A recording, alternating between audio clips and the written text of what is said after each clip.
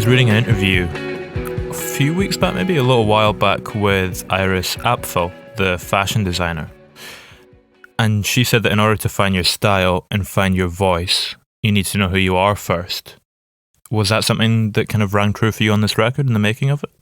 I think that I was actively searching for that, actually. What she just said. I was trying to rediscover what my voice was on this record.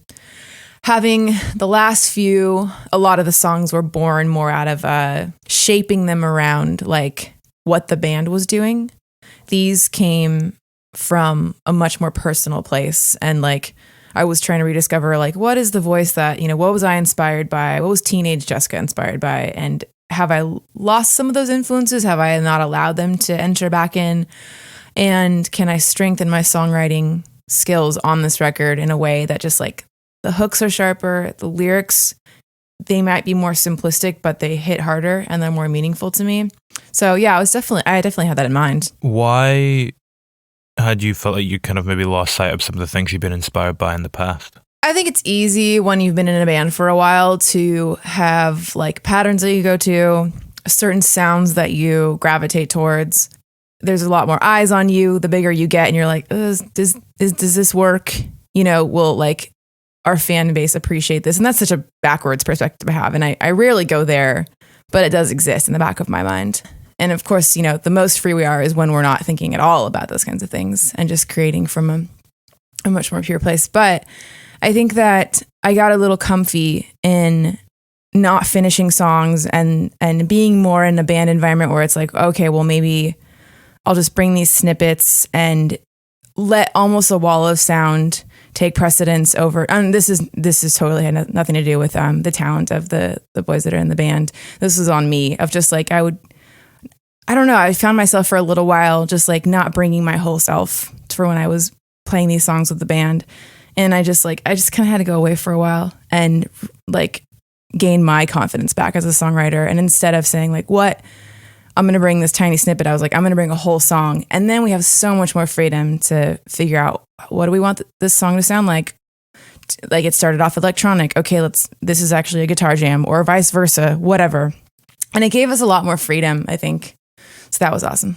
So you'll come to the band with a full song, or pretty much the kind of structure of one, and then you'll take it into the live room with them and kind of just let it breathe and take on a slightly different form in that space. Totally. And it was really awesome. Like, I think a lot of the cool things happened too when they were able to step away with the songs. Elliot, who plays synth in our band, I would just be like, hey, go, like, just throw paint on the wall with like, some different soundscapes, or, like a song like Shattering the Hourglass. He came up with this really cool loop for it.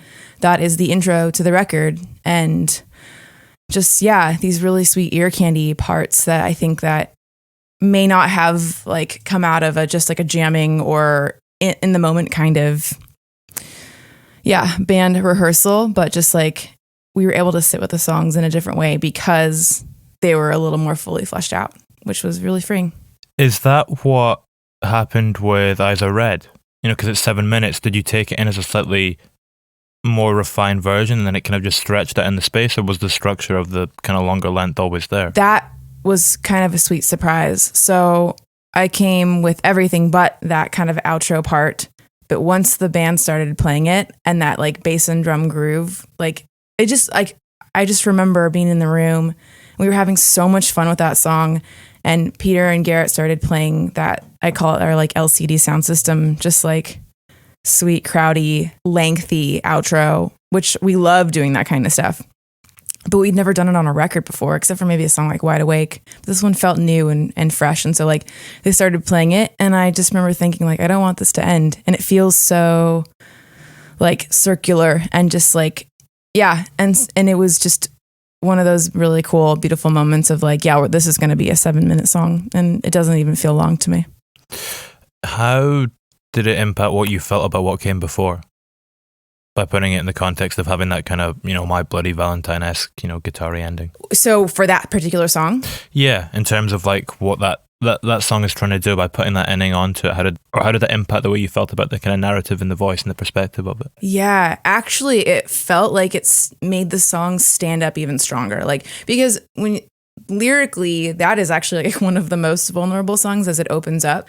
You know, it talks about, what is it, Into Your Arms. I was kind of trying to do this Nick Cave. I love that song, Into Your Arms. Just like being a little like too vulnerable for my comfort and trying to just like say what needed to be said, but then orchestrate these really sweet parts around it so that it doesn't just feel like you're reading my journal or something. And yeah, I feel like that's one of my favorite things I think about what we do is we can go from like kind of a hypnotic, more like that, the first part's more keyboard driven, to just like easily go into a My Bloody Valentine jam. Because that is part of my high school influence. And I hadn't done that in a while. So it was really fun. It's interesting, you know, you're speaking about it being one of the most vulnerable tracks on the record, because there is a power to it as well. Like, don't be afraid, don't be ashamed. You know, it's in the title as well. It's kind of driving home quite a positive message with that kind of repetition. Totally. And that was really intentional too. That was kind of Sufjan Stevens inspired. His show, I think we saw him play at the Gorge, which is like a really sweet amphitheater in Washington, in Eastern Washington. And it was one of the last, I think, festivals that I saw before everything shut down. But it's something off of Age of Ads, and it's so good. But he just like, it's hypnotic. He keeps saying the same line over and over again. And something about trust, or maybe even not being afraid, but I just rephrased it into my own lyric. And I was like, I really want to do that. And then I finally found the opportunity to say something that's like very, it's like one of the only times in the record that I'm like giving a directive to the listener and myself.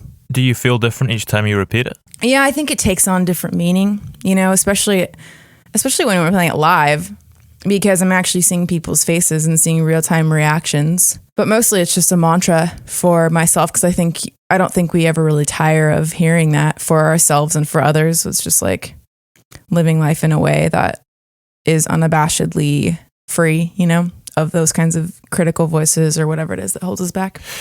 Do you have any mantras that you kind of hold in your mind on a daily basis that you kind of live your life by or come back to on regularly? That's a great question.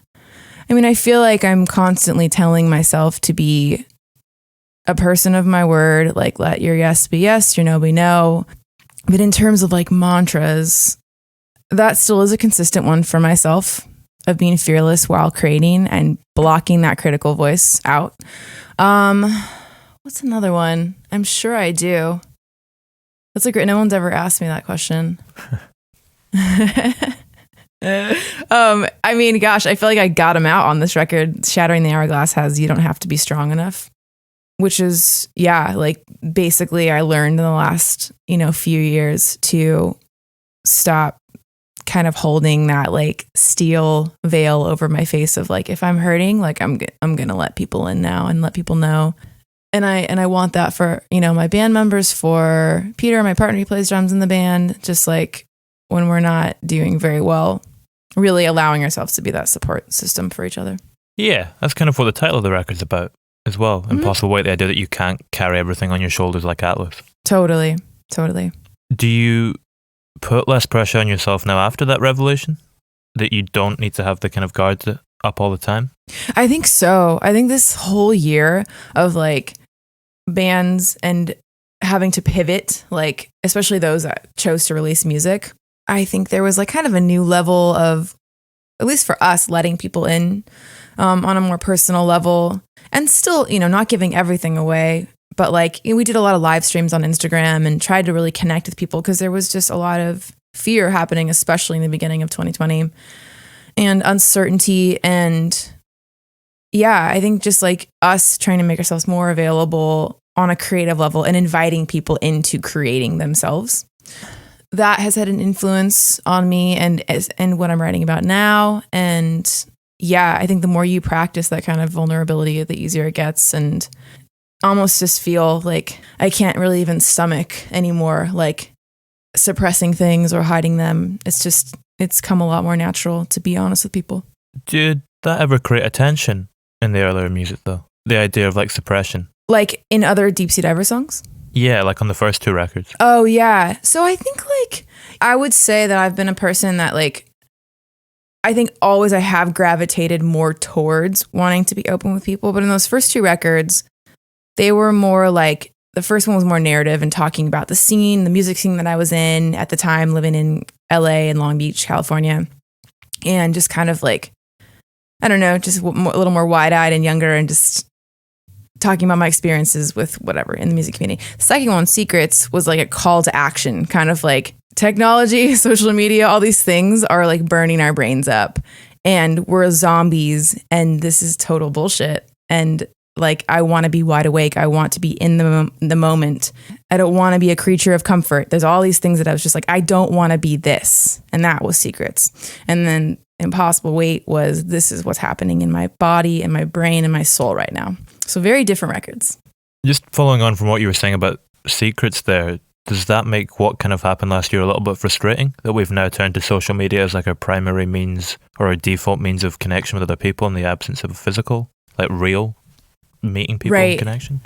Right. There's like no option. And so I think like in my brain, I felt a lot more grace of like picking up my phone to connect, because like what else was there, you know? But I think Peter and I were both really, really compelled to do it in a way that wasn't just like, here's content. It was like, no, how can we actually connect with people? I don't want to do a bunch of pre-tape stuff. We're going to go live on Instagram and talk to people and answer people's questions in real time and start creative projects like Stay Home Stems, where we record a beat or a guitar part and give it to people to then have a week to create a song with, and they send it right back. Like that was our way of, because you can't completely write off social media. Like we literally just can't. I mean, if I really chose to, I could get it out of my life, but like it probably would hurt us as a band to not promote anything, you know, especially right now.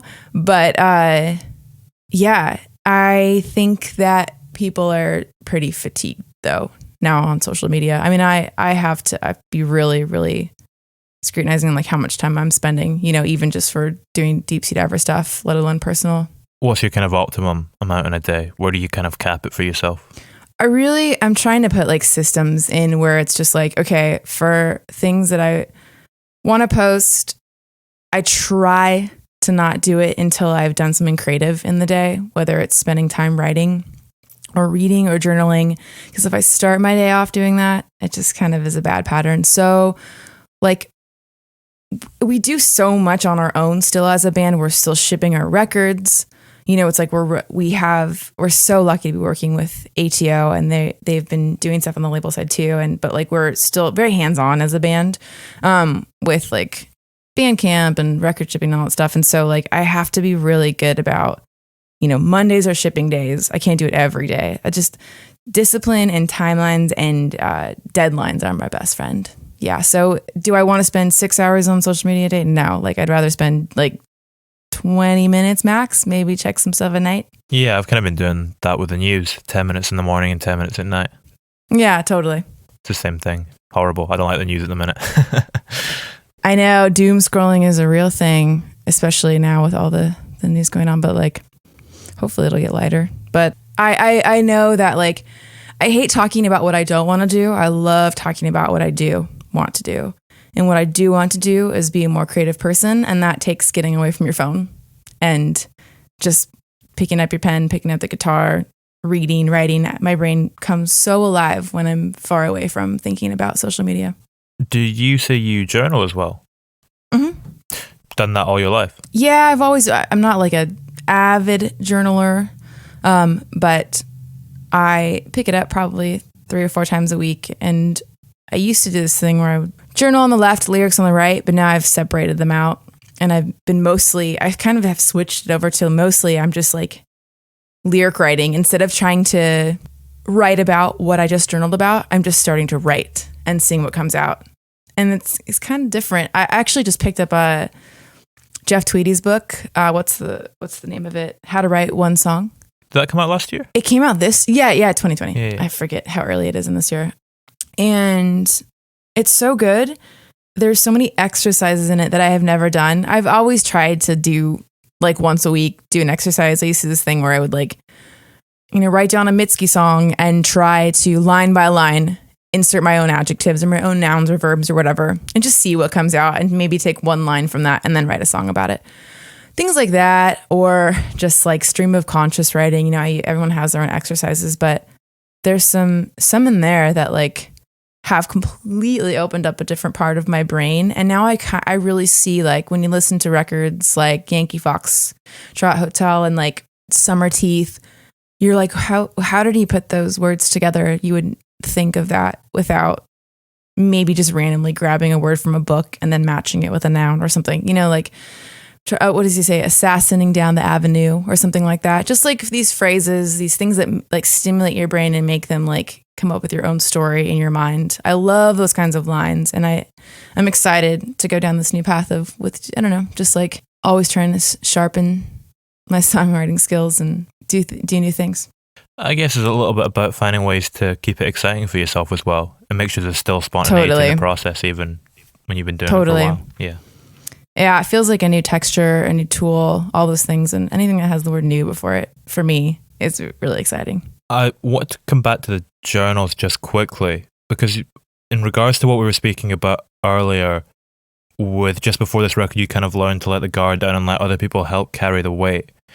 If you ever read old journal entries, you know, from a few years back, were you able to be completely open in that space, or was that tension and that guard still up in the journal? I think that was my safe place to say exactly what I wanted. So I see openness, but just I could tell I wasn't ready to like let the general public in on that, or certain friends or whatever. I think I've always battled that tension of like giving too much away in a song. And, you know, maybe the Nick Cave or the like Tom Waits Lover in me that just like wants to be more poetic, but sometimes that blocks me from saying what I mean. So I think I was writing my journals to say all those things, but I was like, it feels a little too naive or trite to write down. You don't have to be strong enough. But I was telling myself those things, and I was like, or, you know, dealing with depression, anxiety, whatever it was. But yeah, that's a great question. But it took me a while to be ready to write them in songs. And there's something different as well. Like you're saying there, it was word writing it down. There's something different as well, you know, when you sing it, when you speak something as opposed to seeing it written down on paper. Totally. Yeah, and it's interesting. You asked about, does "Don't be afraid, don't be ashamed" mean something different each time? I think inflections in your voice and the way you sing something, whether it's soft or it's, you know, screamed, like that can totally change the way the listener hears it too. And it's pretty fascinating. Is the catharsis you get from screaming something and the catharsis you get from like saying something in a really kind of soft, whispery tone, are they different? Yeah. Screaming something like ignites your body and like makes you feel more alive. I think that when I'm singing something softer, it feels more contemplative and allows me to kind of go to like a dream place in my brain. When I'm singing, when I'm screaming something, anything I've ever screamed on stage, or like there's like a song on Secrets from It Takes a Moment where I just do this like, this sounds really bad. I didn't warm up. But like during the bridge, like I'm just like pounding on the guitar and just screaming this "oh" or whatever. And it's not even a word, it's just "oh," you know, it's just a sound, I guess. But that was like the pinnacle moment of that record of just like, I want to be fully alive right now. And I want everyone else to feel that same way. And I want hairs to stand up on your neck, all those kinds of things. And so, yeah, there will be reasons why I would choose to scream or to sing something softly, and they feel totally different. I always think it's crazy that you can, you know, in so many songs, people just sing the melody. They won't sing words like you're saying there. You'll just sing O's, and it still manages to, that's the bit that gets the whole crowd going, you know. It's the bit that everyone manages to tap into and resonate with, and it's just like a completely different way of getting the feeling across in the song. Oh, it's crazy. I know it's not an O, but I remember seeing I took my parents to go see Paul McCartney when he played like the stadium in Seattle maybe 4 or 5 years ago. And when everyone was singing the Na Na Nas and Hey Jude, it was like this incredibly spiritual experience of just like hearing 50,000 people sing that. And it's the melody that makes you nostalgic. It's the freaking Beatles that make you nostalgic, but it's just a na. Na na na na na. But it was so cool. It was beautiful. Is it ever different when you hear someone else singing your words? Like in terms of the catharsis of it, like you're saying there, you know, you'll be in a crowd And it's really powerful hearing 50,000 people singing Paul McCartney's words. Like on this album, you've got, Sharon featuring. Does it almost take on a different meaning in some ways when you give your words to someone else to sing? I feel like whenever I've heard somebody sing the words, I'm not even hearing them sing the words back to me. I'm just seeing an emotional experience on that person's face. So I'm not like thinking about, oh, okay, I'm glad this is translating. It's like I'm just like looking and being like amazed that they're even singing it at all, and fascinated by whatever facial expression they have, or if they're closing their eyes. Like it's almost like I'm entering that experience with them, but I'm not hearing my words back. Does that make sense? Yeah. Is that almost the closest you get to hearing your song like someone else's song? Like with, objectivity in a weird way? Like experiencing it like from the point of view of the listener? Maybe so. I think it's more like connecting on a, what's the word? It's a enter word in the blank level, but I can't think of it right now. Yeah, I just think there's something, singing with other people like creates different energy in your body. I don't know. It's like not like I'm even hearing my song. It's just I'm there, fully present, performing, and also fully like entering into like, I always talk about Nick Cave when I do interviews because I love him and I'm very influenced by him. But he talks extensively about like the spiritual experience of like, if you see him, he's like holding people's hands. I wish sometimes I didn't play guitar because I want to do what he does, where he like is actually physically grabbing people's hands that are reaching up, it's almost this church-like experience. It's pretty crazy, but like, yeah, it's such a soulful moment. Like when he is there with people, he's not trying to reach everyone in the stadium. He is there with those front row people. Even though he's performing for everyone, he's making an intentional connection with the people that decided to come be in the front row or whatever. I've always tried to do that, but I don't necessarily hear my songs back. I'm just trying to be present with people. Sorry, I was just contemplating that. No, it's crazy. Like, he was talking about how some people, 1975, they're playing to this stadium. And maybe they'll connect with the front row, but like, it's just like, it is meant to connect with the whole stadium, But like Nick Cave, and you don't feel left out if you're in the back row of a Nick Cave concert. You're just like, I want to be in the front. You don't feel left out though, because he's putting on the best fucking show. But there's something going on in that front where it's just like a mystical thing. It's crazy. It's like a wave, like it's incredibly intense at the front and it kind of just passes back through the crowd. And even at the back, you're still getting a bit of the feeling of it, but just in a different way. Totally. That song, Impossible Weight as well, that was the last one completed, right? Mm-hmm. Mm-hmm. It almost didn't make it on, which is crazy. I mean, the record was a different name. I don't even remember what we called it. But yeah, I'm so thankful that we went back in and did that one. Did it feel complete without it? Does a record ever? I don't know. That's a good point. Like you're always asking, oh, is there one more song? Especially when you're a band trying to fight for like, just hoping that you can get the kind of attention or respect or whatever, just like, or played on radio. Like, it's just, there's these gatekeeping things that you're hoping you can at least get past that. And so people can hear the record and you can stay afloat, as a band. And so I think you're always thinking like, is there a radio single, whatever. And the cool thing about like our managers, when we asked them that question, they were like, the record's amazing. If you want to go do another song, totally. And I was like, I just felt free to do it. I wasn't like, I need to write a single, because that's a bad place to be in too. It's interesting that's the song you write though when you feel completely free, because it's almost one of the most directly cathartic songs in the record. I wonder if there's a link there that once you're free, you kind of gain access to that which you couldn't when you kind of have the pressure fully burning down you when you're right in the midst of recording. I think you're right. I think something was released, and I think the fact that it was a co-write too, where there was an extremely short timeline and extremely quick turnaround of recording it. There was just no overthinking anything. Jen DeSilvia, my co-writer, helped me access that line of just that had been in my head. And she was just so good, like but that was then and this is now. And then that opened up a whole new world. Because that's one of those lines where I was like, that's too trite. Even after it was written, I tried to change it. And Peter was like, no, it's good enough. Leave it alone. It's awesome. And I did. And I'm so glad for these incredible outside voices that just, help steer the ship too. It's interesting that you're speaking there about, these people can that you have surrounding you in the studio can make you realize, or they can give you that perspective rather. Is that a tougher thing to achieve and maintain throughout the process when you're producing the album as well? Because I imagine when a producer sometimes serve that role too. Yeah, totally. Yeah, I am grateful for my co-producer Andy Park, who, when we were looking for, originally when Peter first told me that he thought it would be a good idea if I produced it, I was like freaked out. I was like, there's no way the record won't get done. I'll just be like pressing record into eternity, and doing things over and whatever. That's me. The bad perfectionist part of me would come out. And Andy did such a great job. I knew I could trust him with like being the right hand man of like helping, see my blind spots of like, oh, you should tighten this lyric up, or no, that was a good enough take. Let's move on.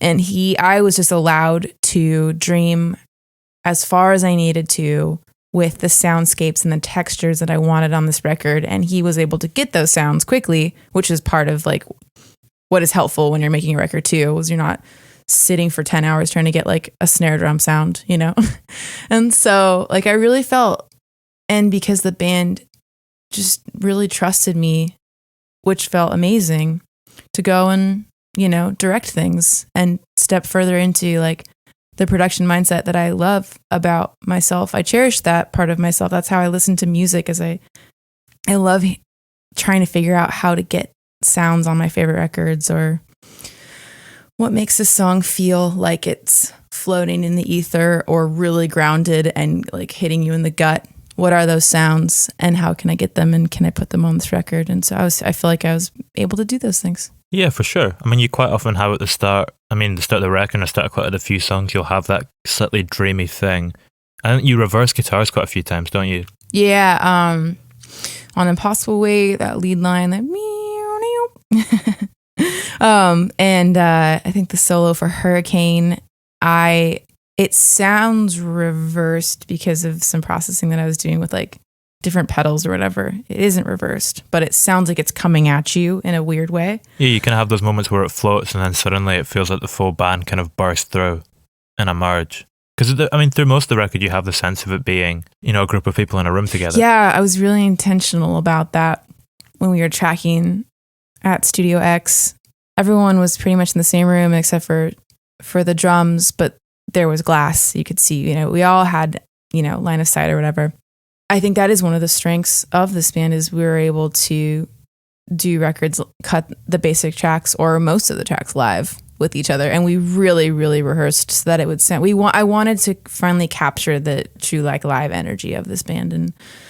And I think we got that. And some of the songs I was just talking to somebody about like, do you do click or not click? It's like, well, click, I don't see it as a bad or good thing. It's just a tool to have when you need it. But I love not using click. And I think Eyes Are Red, once the drum machine goes away at the end, we took away the click. And it has just this fluid feel to it. I could be wrong, but yeah, I think it's important to not part and parcel out like everything. It's like drums first, then the bass, then this. Like sometimes that works, but I much prefer playing with people in a room. I mean, when you take out the click, like you say, it gives it that slightly free, floaty edge, and it's not going to be perfect, but there's going to be these moments that make it feel a little bit more genuine and authentic. Is it difficult as a perfectionist to kind of accept that some mistakes are actually going to make it better? It depends on what you consider mistakes, because sometimes, like, I've learned to not think of mistake as a bad word. So mistakes are the things that lead you down a different path, and that is neither bad or good. So like it's something as if there's like something jarring and it takes away from you as a listener hearing a song. If it's just like a terribly wrong note that like in a really delicate song, yeah, okay, I probably will take that out. But if it's like the drums, if the rhythm section's kind of speeding up, or something's a little, like I think about like a lot of the Clash songs that I love, or is it Tony Allen? Shoot. The Afrobeat drummer. Yeah. Like he was always behind the beat, and I love it so much. And some of the fills are like, it's like almost like, how did he hit the one? Because they're so behind. And that's the charm of it. It's not in a technical respect, that's a mistake, but it's not a mistake. That's the vibe. And so you have to learn, is the mistake the vibe, or is the mistake the thing that's going to take people out of a listening experience? Yeah, it's about trying to get more of your personality across. Totally. How do you make an instrument play to you, your unique personality when so many people have used it before to generate their own sounds? I think with like guitar or any instrument, the more you play it, the more you step inside other people's brains. And like I'm an unabashed advocate for copying people and trying to enter into their brains, using that as you're writing a song. And usually by the time your song is done, it sounds nothing like that person you tried to emulate. But then you find that, oh, okay, cool, now I'm writing songs in this direction, or I found this new tone and I'm going to do one thing to it that like completely freaks it out. So it's almost unrecognizable to, me copying like a Robert Fripp part on a Bowie record or something like that. And I like to combine a bunch of different influences in one part that maybe don't make sense. Like, what's the last thing I did? Like a Talking Heads synth line interpreted through a guitar, while also trying to play like, what's the guitar player from Tom Waits' band? I'm completely blanking right now. Mark Ribot. Mark. So like forcing those things into the same box and then putting my own voice on it and seeing what comes out. I don't know, just so much fun. And so I think that like the more you explore in things like that, the more naturally your own voice is going to come out and your own unique style. And so when you start thinking about your own unique style, that's, I think, more of a hindrance. So it's almost like counterintuitive to go try to like play the things that excite you the most, especially when you're a kid, or like the records that bring you alive the most. But I find that it's done the most like pushing out on the edges for me as a player. And then when I listen back, I'm like, oh, that's pretty sweet. I'm seeing a pattern emerge of like a new sound or a new voice for me. Do you have an instrument that you go to naturally express yourself as the one you tend to find yourself gravitating toward more frequently to express your own kind of personality? Yeah. It's hard to say, because like the one where I find like if I feel like a song coming on, I will go to keys because it's less of a hindrance for me. I don't worry about tones. I just try to get the song out on the keys with blocked chords and I try not to be too ornate and just like create some patterns. With guitar, I see it more as the call and response instrument in my head. I hear rhythm parts and I hear lead parts, but sometimes that can get in the way of my songwriting if I'm just like trying to noodle around too much. So I find myself being able to fully express myself without hindrance on keys easier, actually. Did you write Switchblade on the piano on keys? Yeah. Interesting, because that's a song about other people's stories. Was that a deliberate move to write it on keys to try and get your own personality in there too, despite it being about, other people's vulnerability to a certain extent? Totally. Like that was, that song is fully like my John Bryan, Paul McCartney narrative kind of song of just like, can I be a better storyteller? And those stories are real to me. They're true. I experience them with those people, and can I get them out? And so, yeah, I didn't want guitar to get in the way. I wanted that classic song to come out. So yeah, I just used those classic influences, Amy Mann, those kinds of things. And just like, let's tell a story and how can I get out of the way? Do you draw parallels between what they're feeling and what you felt before to try and channel the vocal performance, or what you kind of tapping into to correctly display their vulnerability? Well, I think vulnerability at its most beautiful state is when both you feel that freedom because both people are being vulnerable or accepting of your vulnerability. And so like the chorus is important to me, to say, I'm like hearing them say it's harder than you think. And it kind of, the lyric passes back and forth. Like, I know you get so down. Oh, I get so down. Like, it's that true human connection of like, we are experiencing completely different things from day to day. And your trauma may be a lot heavier than mine. That's not going to stop me from listening to you and understanding you, and hopefully vice versa. I feel like that's something that the world kind of needs at the moment, that message. We kind of live in a time where there's a certain lack of compassion. There seems to be not much ability to kind of resonate with other people despite coming from completely different walks of life. Yeah, there's just no conversation anymore. It's so polarizing and snap judgmenty, and I hope people, when they hear that song, can be transformed and slowed down and wanting to enter. No, I'm not trying to make, it's not a political thing to me. That's just a human, nature thing to me, of just like, you see someone hurting, how can you help? How can we be there for each other? Do you have different conversations in person with people like that you don't kind of have the same past with? You kind of just know them in that one space? Yeah. So, I would say a lot of those conversations, were born out of volunteering at this place called the Aurora Commons. And so there were people that were living on the streets.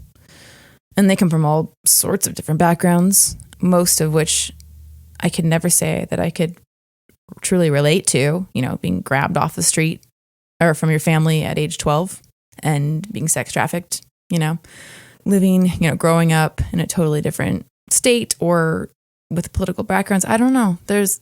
It was like, with talking with those people, it wasn't about that. It was just like their needs were so present because they're trying to survive. And so it was mostly based around just like, how can, we help each other survive to the next day? What do you need that's going to allow you to thrive, and less about, are our backgrounds the same, or do we disagree on these things? Do you think about that afterwards in the context of your own life too? Do you ask those questions to yourself? Like, what do I need to thrive in order to thrive and all those things? Yeah. I think when I think about the word thriving, I'm always trying to combat cynicism, trying to combat like a narrow worldview or judging other people. I hate talking about what I don't like, and I love talking about what I love and what I want to strive for. And so those are weapons against those things. Good weapons. Not guns. How do you, when you become aware that you have those tools, how do you use them? Well, so much of it's mental, just like in your head stuff. But I think that this last year has really allowed me to, with those who are closest to me, like we're constantly challenging each other, especially because a lot of them, my friends, have moved to different states. And so we're just talking on the phone a lot. But like, those conversations are resetting conversations for me. I think, you find the people in life that like truly know you and where you can come to with anything or like challenge them on the spot and be like, you're like, I don't recognize this thing in you, or this is not what you're about. We've had so many of those conversations in the last year because it's easy, this insular living of, not seeing anybody, to like kind of become a skeleton of yourself. And for my personality, I'm an extrovert with introvert tendencies, but mostly an extrovert. And a lot of my personality feels like it was dying this last year because there was nothing to satiate. Like, I'm so driven by learning from others in real time, in person, or hearing people's stories in person and talking about new ideas. And yeah, that was not there this last year. And so I'm so hungry for it. But the phone, talking with people on the phone, it's fine. I'd rather be in person with them, but that's how I've kind of combated it. Does that have any impact on your creativity when that kind of part of your life feels like it's missing? Yes. Although sometimes that's where the perfectionist or the bad states of being kind of come into play, where I forget about what's important to me because I'm not having like soulful, substantial conversations. I just kind of feel like I'm in a loop. And so I write like I'm in a loop, and I don't like that. Is there anything you can do to move out of it? Can you consciously try and lift yourself out of it? Or is it just you need to have that connection back before you can be able to move out of that? I think that books do that for me. I'm reading East of Eden again. And it's one of my favorite books of all time. The vivid landscapes, it fascinates me how that biblical narrative that's used over and over again, but Steinbeck captured so well of the brothers and the father or whatever, Cain and Abel, and like the fantastical realm of things helps me, but it won't last forever. I still need the human contact and connection. Would you ever try and employ like a kind of classic narrative like that in your songwriting, in the same way he does, where he takes like a biblical story and implants it into a different thing? And I'd love to. I think about like, with other storytelling, the Joan of Arc story has been told a million times or whatever. I think it'd be amazing. Like, why not? I think that was something that C.S. Lewis is really good at in storytelling. Yeah, I find it to be a good challenge. Maybe I'll take you up on that. I guess you have quite a bit of biblical imagery on the first record too, though. You kind of doing it in a more indirect way. It sneaks in there for sure. Definitely. Whether you're religious or not, like there's something really cool about all of my favorite artists have biblical imagery in their songwriting. We'll turn the stories on their head or, add their own mysticism to it or whatever. And I think it's fascinating. In the same way we were saying there about how reading books can kind of help to regenerate the process when there's that thing lacking. Could you see Paris, Texas bleeding into your songwriting in any way? Or the music you were making when you were working on this record? Yeah, definitely. I love that Wim Wenders film and the relationship between the father and the son. And he was saying things very plainly to his son, or having this, he became childlike once he went on the road trip with the son to find the mom. And I felt like I was able to access a more childlike place, after seeing that film and allowing the visuals to soak in. But I mean, by accessing that childlike place, what sort of a perspective did it give you upon what you were making? I think of a song like People Come and People Go. That's a very reflective song of the past and into the future. Because I'm thinking about all these stories that we gather and that we hold in our conscience and subconscious, and how they've shaped us. And then also how people, even relationships that we cherish so much or resent, they go away and they float in and out of our lives. And to some degree, we have control of that. On a life and death degree, we don't. We don't know when people are going to pass away. And so I think that was a lot of stuff I thought about as a kid. And I wonder if that has a parallel with I was adopted and just kind of trying to find my place in this world, even though I have phenomenal parents. But just identity things. Where did I come from? Will I ever meet this person that had me? I eventually did be my birth mom, but and there's something in, it's funny, in that song in particular, it's like one of the, I wouldn't say pop, I mean, it is a poppy song, but there's this ride in Disneyland called Splash Mountain. And it's everything is really dark when you get to the end of the ride, and the squirrels, they don't have food. And it's this weird little story that's happening, and they're huddled together. And then you go down the Splash Mountain, and then they're all happy because I guess they were saved and they found food. And that was one of my favorite rides as a kid. And it always freaked me out, but in the best way. And I applied that to the textures of the synths. And if you listen to the solo on that song, it's Elliot had this idea for me to sing into this contact mic that he had put inside of a baseball glove, and he ran it through a synthesizer, and it sounds like this really earnest cricket is singing to you. This really longing, earning sound or earnest sound. And so I think some of my childhood stuff came out, and even production stuff, which is pretty cool. I don't know if that answers your question. I may have gotten way off the beaten path, but that's a fun story to tell. Where did the idea for the baseball glove come from? Great question. That came from, I do this thing when I go into a bad place in the studio where I would bury my face in my hands. If I hit a point where I literally, this is the point of no return of Jessica, of this is absolute shit. I don't want anyone to hear this. I suck. This is the lowest of the low Jessica comes out when you see my head buried in my hands. And it could be mid-take, and usually it would come with singing. Where I just stopped believing the song or stopped believing that what I did was good or whatever, and went to a dark place. And so we had this joke where Elliot would then hand me a baseball glove instead. And then he turned it into a microphone. So he's like, well, at least you can keep singing if your hand goes into the glove. And so it then became this little funny thing that he attached to his MS-20 synth and just like manipulated it, and it was the best. I need to release video of it because I have it on video, and it looks hilarious because my whole face is covered by this baseball glove, and I'm just singing at the top of my lungs, and he's making it sound crazy. It's so cool. When you go into one of those kind of dark places, how long does it typically last for, and how do you kind of get yourself out? Sometimes, wow. Usually, like, I can come back the next day and reset. But there was a time, like, before this record was made, where it was months. I was just like, I don't want to make music right now. Like, I don't believe in what I'm doing, and I'm not sure if I even want to play in this band anymore. Not against anyone that was in the band. It was just like, I don't know I lost all confidence for quite a while. Do you think you can hear the weight of that kind of period of lost faith in the record itself? Could you have made the record with the same kind of emotional depth that it has without having that spell? No. 100% no. And that's the beauty of going down the path.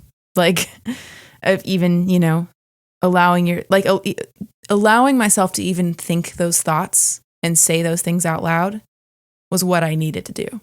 Because if I didn't go down that path, I probably would have written things that were actually trite. Instead of thinking I was writing something that was trite that ended up being soulful and beautiful, it would have probably just been trite and for the purpose of just releasing something.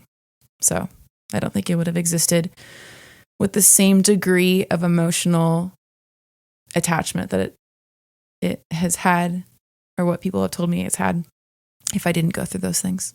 It's the horrible kind of truth a lot of the time of being an artist, that you often have to go through a period of suffering before the beauty can kind of come out. Yeah, and I think I'm learning not to fight that anymore. When I was younger, I'd say late teens, early 20s, I think a lot of artists would express the same sentiment of like, I don't feel like my art is authentic if I am not suffering, or, I didn't go through a huge like drug addiction phase or whatever it is. Like, I didn't have a terrible childhood. Like, there are certain things that you think, oh, you have to be this, like, whatever. Life has to be really volatile for you to create something beautiful. But the fact is, we all suffer to whatever degree. We all carry trauma with us. And so that's not going away. It will keep coming. You can't avoid it. But I think that was the first time I recognized it and was just like, okay, I'm not going to fight it. I just need to sit in this place for a while. Maybe learn new things about myself that I didn't realize were buried down there, Where would you say is the darkest place that you've managed to find beauty in with your music? I don't know if this is answering your question correctly, but like the darkness that I experienced when I was deeply depressed and didn't think was going to go on with like music and the way I had been doing it. I carry that with me still, even though I went through that, and I carry that as not a trophy or a badge, but like that continues to inform what I continue to create and how I continue to interact with people and with the music that I'm creating with others because of what I learned from it. And it has not completely evaporated. But like, yeah, so I don't know if that answers your question correctly. I know it doesn't speak specifically to the darkness.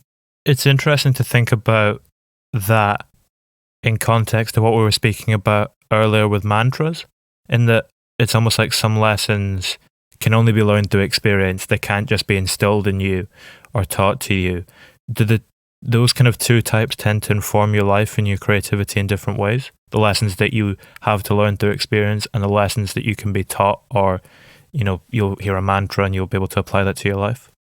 Yeah, I think definitely the experience one, is going to hit harder than anything someone just says to me as a mantra. But for sure, like, experience is everything. And I'm trying to push myself out on the edges too of like better, like Switchblade was me trying to step into to more narrative songwriting and storytelling. I've never been great at that, or maybe I haven't tried it enough.